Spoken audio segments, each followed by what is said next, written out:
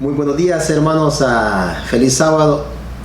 Es un placer para mi familia y para mí estar esta mañana acompañándoles a través de la internet. Es un privilegio para nosotros y queremos comenzar agradeciéndoles por dejarnos entrar en sus casas. Muchas gracias. Un cordial saludo para todas las madres que nos acompañan en esta mañana. Queremos desearles un feliz Día de las Madres y que Dios derrame sobre cada una de ustedes muchas bendiciones sobre ustedes, sobre sus hijos y toda su familia. Que Dios les bendiga en esta linda mañana y que la paz del Señor esté en cada hogar, donde quiera que ustedes estén. Que Dios les bendiga. Y para comenzar esta mañana, vamos a tener una oración por nuestra hermana Edith. Oremos, hermanos. Padre nuestro que estás en el cielo, santificado y glorificado sea tu santo nombre. Señor, te damos las gracias por el privilegio que nos das de tener la vida. Gracias, Señor, porque en este momento vamos a abrir tu santa palabra. Ayúdanos, Señor, a que, como dice la lección, a interpretarla. Ayúdanos a que tengamos un concepto real de tu palabra para que podamos proceder de la manera correcta, Señor, y no perdernos. También, Señor, te pido muchas bendiciones por todas las madres, ya que en este mes se celebra el Día de las Madres. Bendícelas, Señor, y gracias por ese don que nos has dado a todas las madres, Señor, del privilegio, de ese gran regalo que nos has dado, que son los hijos. Te lo agradecemos, Señor, y quédate con nosotros en el resto, Señor, de nuestra lección. En el nombre de Jesús, amén. Amén. En esta lección, queridos hermanos, su título comienza con una gran pregunta. ¿Por qué se necesita la interpretación? A través de los tiempos, el mundo ha experimentado falsas interpretaciones, y por eso podemos ver muchas denominaciones religiosas hoy en día, con corazones sinceros, pero muy lejos de una verdadera interpretación. Todos conocemos el gran chasco de 1844, donde un grupo de muchas personas creían que la segunda venida de nuestro Señor era en ese tiempo, pero no fue así, y todo esto fue por una mala interpretación. De ahí ellos volvieron a reestudiar la Biblia, pero cuando se tiene una mala interpretación se corren muchos riesgos, ya que muchas personas ya no regresaron a los caminos del Señor debido a esto de la desilusión, por estar esperando cosas que no sucedieron, cosas que ellos creían que iban a pasar y no sucedieron. Así de que en esta lección aprenderemos a darle una buena interpretación y que el Espíritu Santo nos ayude. La lección en esta semana nos habla de algunos principios que debemos nosotros de tomar en cuenta a la hora de leer las Escrituras. ¿Para qué? Para poder interpretarla de la manera más correcta, como Dios quiere. Y para empezar, tenemos el primer principio de tener una mente abierta para aceptar lo que dice la palabra de Dios, no importando los preceptos antes obtenidos por la tradición o la costumbre, o simplemente porque no se adapta a mi forma de vida. Desprenderse de forma completa de todas las ideas preconcebidas de nuestro pasado, para así poder alcanzar la objetividad absoluta al estudiar la Biblia, no dando entrada a las presunciones. Podríamos decir, ¿qué son las presunciones? Las presunciones son aquellos todos conceptos que nosotros tenemos, que los hacemos una realidad en nuestra vida porque crecimos con ellos. Yo recuerdo en mi niñez, cuando era yo una joven allá en mi pueblo, y creo que puede ser tal vez una presunción que otros más tuvieron en cuanto a los muertos. Cuando alguien moría, a mí me daba mucho temor ver los cuerpos, porque tenía el temor, porque toda la gente decía que habían apariciones. Yo crecí pensando en ese tipo de cosas. Gracias a Dios, con el pasar del tiempo y estudiando la palabra de Dios, vino a mí el entendimiento de que eso no es verdad, que el que muere, muerto está, y que no existe ese tipo de cosas por las cuales nosotros, como cristianos o conocedores de la palabra, debemos de de temer. Pero yo quisiera preguntarle a Gaby qué piensa ella acerca de las presunciones. Cuando leemos la Biblia es bien fácil hacer nuestras propias conclusiones por las presunciones que tenemos. Como una conclusión que fue hecha fue cuando la Biblia dice el día del Señor. La Biblia no dice que el día del Señor es el domingo, pero alguien tuvo la presunción de que querían escuchar lo que ellos querían de la Biblia. Así que lo que fue conveniente fue que el día del Señor fuera el domingo. Y ahora existen muchas denominaciones que en ese día adoran a Dios y en ese día se reúnen. Otra presunción que tuvieron fue cuando la serpiente muerde a Pablo. Y el Pablo agarró la serpiente y la tiró y nada le pasó. Él dijo, yo estoy bien. Y en realidad estaba bien, aunque fue una serpiente muy venenosa. Un pastor pensó que esto era literal y en la iglesia, enfrente de su congregación, en el sermón, tomó una serpiente y dejó que lo mordiera. Y él dijo, yo voy a estar bien. Y después la gente lo empezó a ver y que se estaba poniendo mal. Y dijo, pastor, usted se está poniendo muy mal, por favor, vaya al hospital, que le den algo para que se mejore. El pastor dijo, no, yo no ocupo nada de eso, Dios me va a salvar. Ese pastor ahora está muerto a causa de esa mordida. Cuando la Biblia nos habla, es muy importante que nosotros sepamos qué nos quiere decir.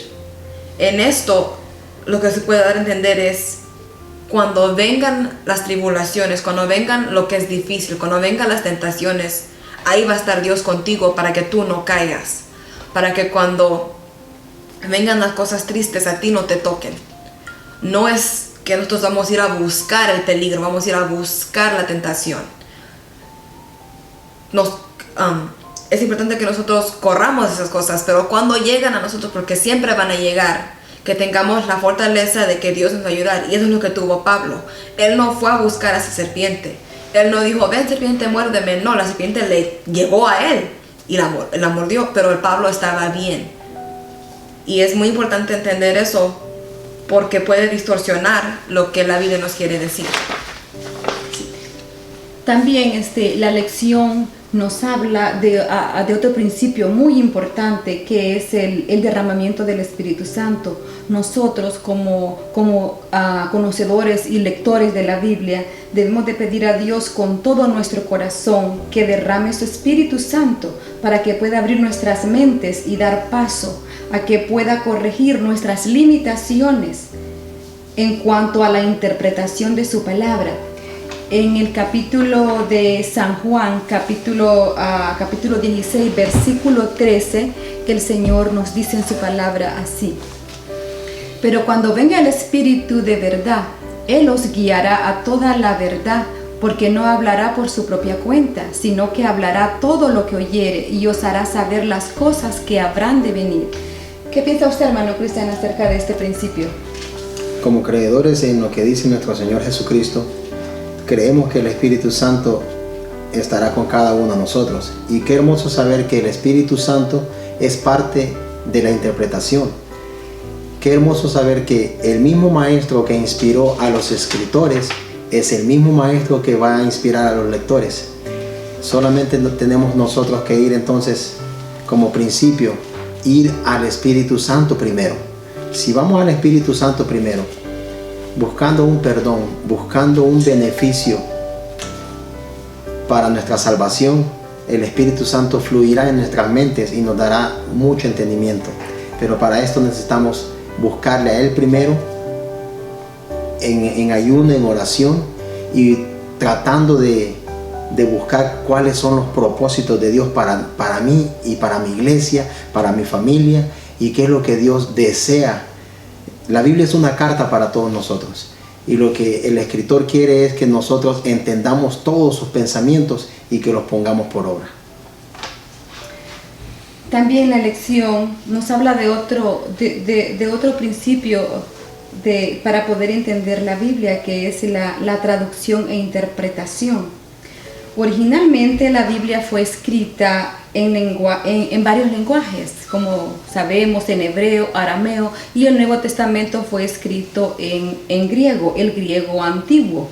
Para nosotros hoy en día es muy compleja que entendamos esos idiomas, pero afortunadamente tenemos muchas traducciones que hacen un excelente trabajo a la hora de interpretar el significado.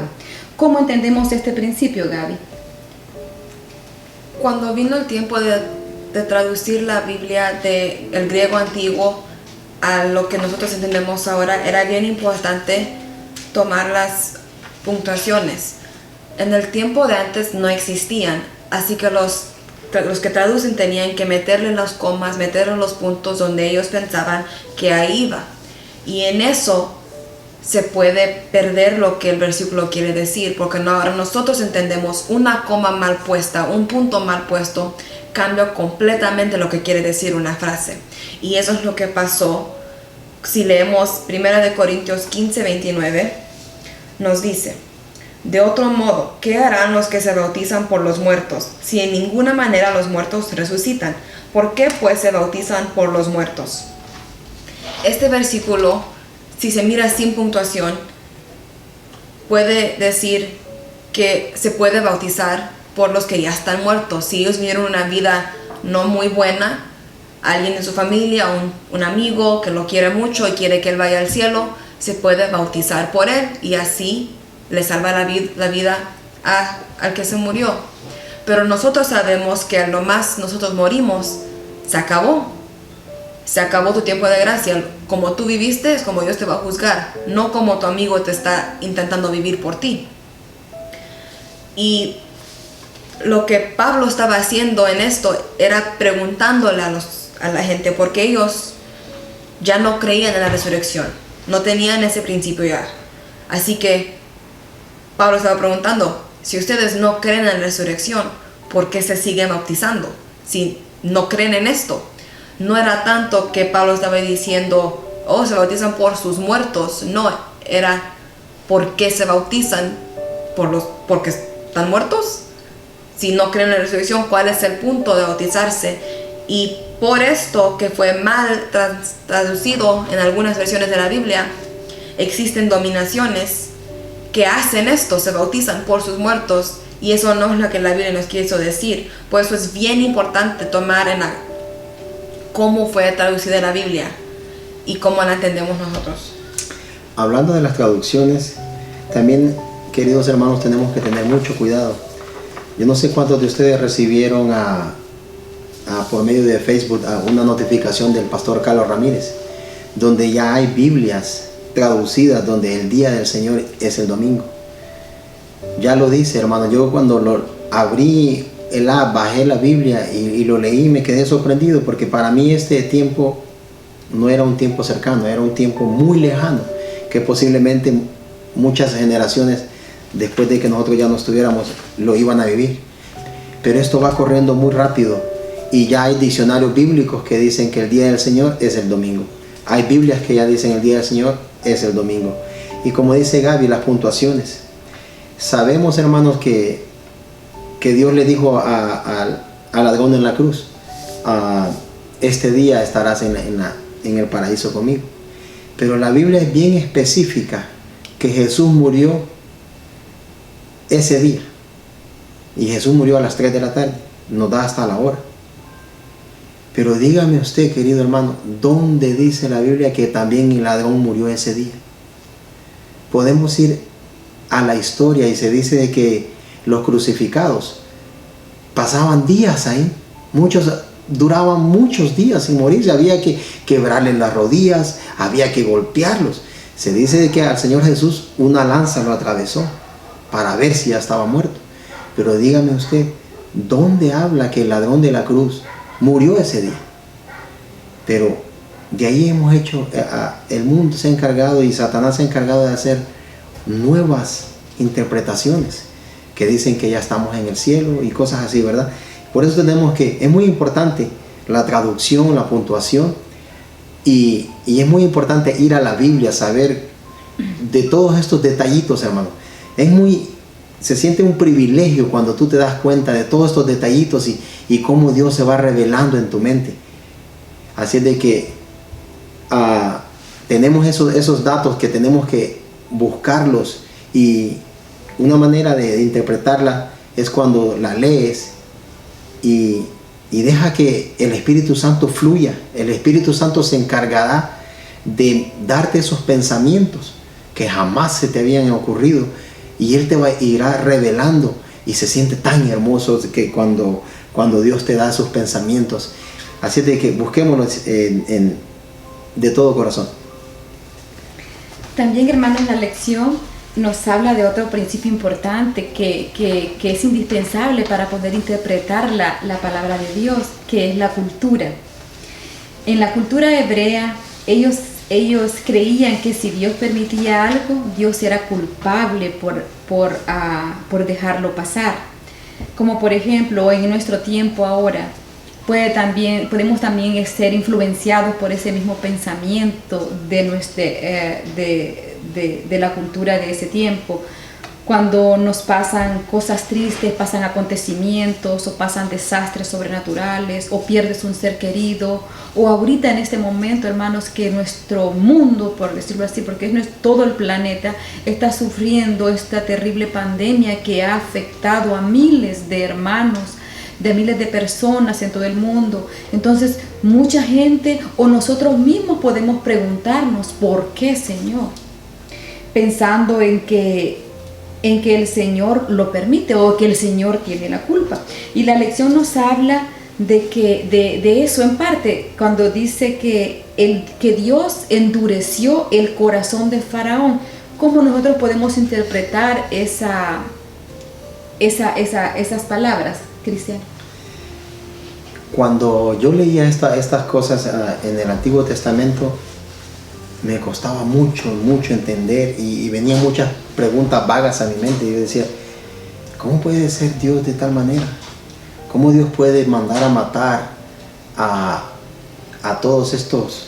Cuando Dios decía, vayan y destruyan y no dejen niños, niñas, ¿cómo Dios puede hacer esto? Y aquí leyendo la Biblia dice literalmente en Éxodo 10:1, dice, Jehová dijo a Moisés, entra a la presencia de Faraón, porque yo he endurecido su corazón y el corazón de sus siervos, no solamente el Faraón, sino también la de sus siervos, para mostrar en ellos estas mis señales. ¿Será que Dios es ese Dios que te transforma tu mente para tener todo el derecho de castigarte? ¿Será que Dios se alegra con que entre más pecas, más te puede castigar? Pero la Biblia lo dice. ¿Y cómo podemos explicar esto? ¿Cómo puede nuestra mente abrirse y entender? Porque la Biblia dice que Dios es amor, pero este versículo no me muestra eso. Entonces, ¿cómo podemos nosotros entender que Dios endureció un corazón? Y entonces la manera en que leyendo todo el capítulo, dice que el 10:3, entonces vinieron Moisés y Aarón a Faraón y le dijeron, Jehová, el Dios de los hebreos, ha dicho así, ¿hasta cuándo no querrás humillarte delante de mí? Deja ir a mi pueblo para que me sirva. Aquí Dios le manda un mensaje, y realmente ahí está la clave de todo, hermanos. Dios te manda un mensaje, y aquí ya depende de ti si aceptas este mensaje y le obedeces o lo rehusas. Como por ejemplo, dice aquí, el Faraón se rehusó, y dice el 9:34, y viendo Faraón que la lluvia había cesado y el granizo y los truenos se habían acabado, dice que se obstinó en pecar y endureció su corazón, y él y sus siervos, y el corazón del Faraón se endureció y no dejó ir a Israel. Pero miren lo que dice el número 7, en el 10:7. Entonces los siervos de Faraón le dijeron: ¿hasta cuándo será este hombre un lazo para nosotros?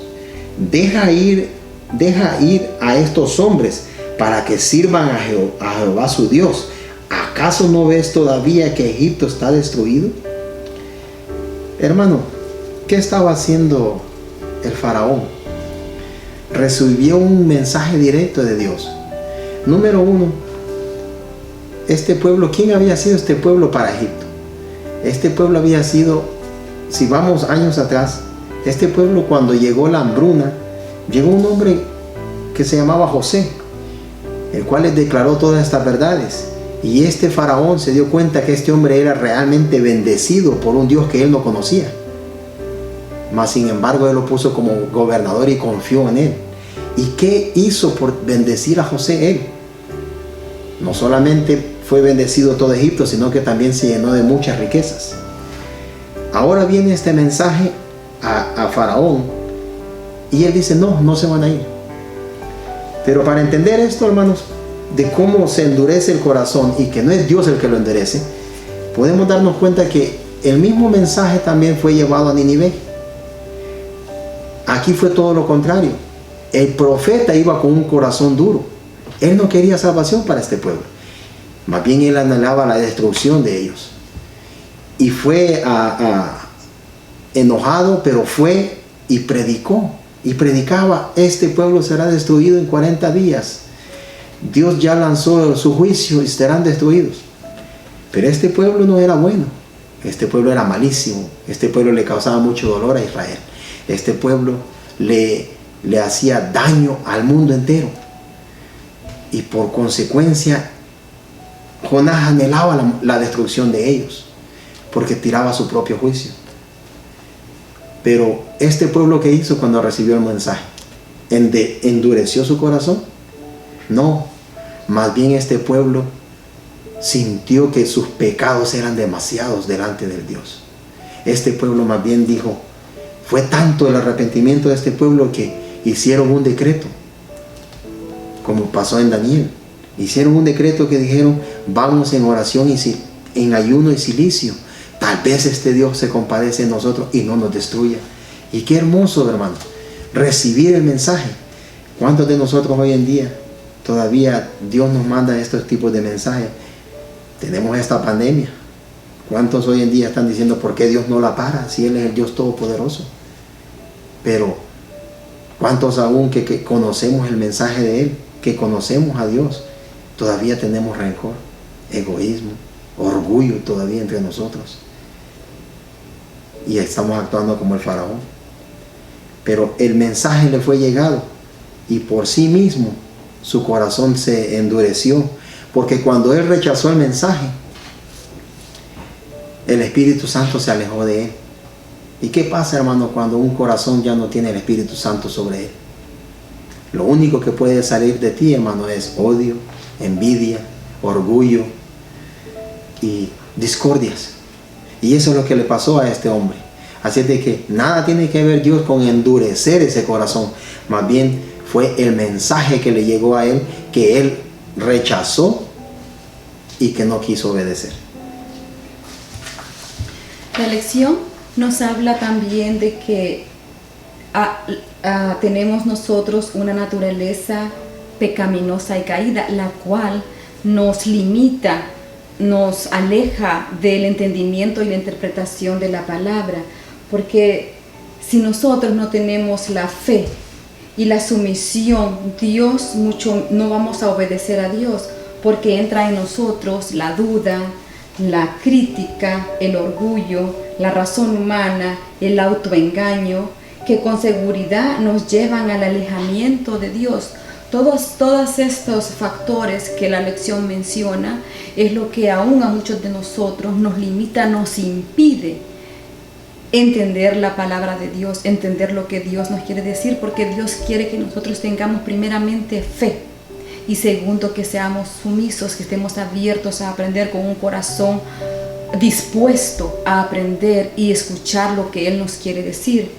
En el libro de San Juan, en el capítulo 9, versículo 39 al 41, San Juan nos habla de esta forma acerca de esto.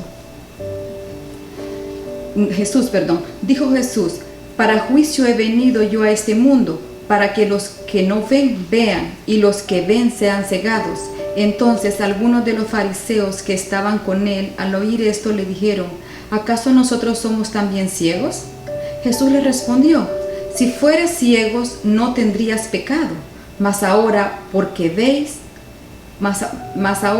decís vemos, vuestro pecado permanece. Por ejemplo, hoy en día estamos viendo momentos muy difíciles. Tal vez no estás trabajando mucho, tal vez en las noticias solamente se oye que viene una gran depresión, que cuida tu dinero, porque vienen tiempos de economía terribles. Y no lo dudo, hermano. Pero tal vez a tu corazón llega: hay que cuidar el dinero. Y tal vez estás pensando, debatiendo en tu mente: ¿mandaré el diezmo o no? No, pero hay que cuidar el dinero. Y yo no trabajo para la conferencia, hermanos. Yo no le hago, tú dirás: oh, no, a mí nadie me dijo, habla de esto. No me beneficia. Pero lo que sí, hermano, es que en estos tiempos difíciles, dice la palabra de Dios ahí, que ahora que ya lo sabes, entonces el pecado es grande. Si ya conocemos, ahora en estos tiempos difíciles de que vienen depresiones y que tenemos esta pandemia encima, solamente Dios sabe lo que pasa. Pero Dios dijo en su palabra: traer el diezmo. Quiere decir que si estamos ganando algo, tenemos que dar nuestro diezmo. Ahora, el versículo es claro, hermanos. El versículo no dice: si hay dificultades en tu vida, no diezmes. Si hay una pandemia, no diezmes. Si va a haber una depresión, no diezmes. No dice así, querido hermano. Dice: diezma, trae tu diezmo al alfolí, que yo te bendeciré. Entonces, ¿qué tiene que ser nuestro diario vivir, hermanos? En el obedecer. No confiar en las noticias, en las cosas que están pasando. Más bien, seguir leyendo el versículo que dice que Dios bendecirá todo lo que nuestras manos toque.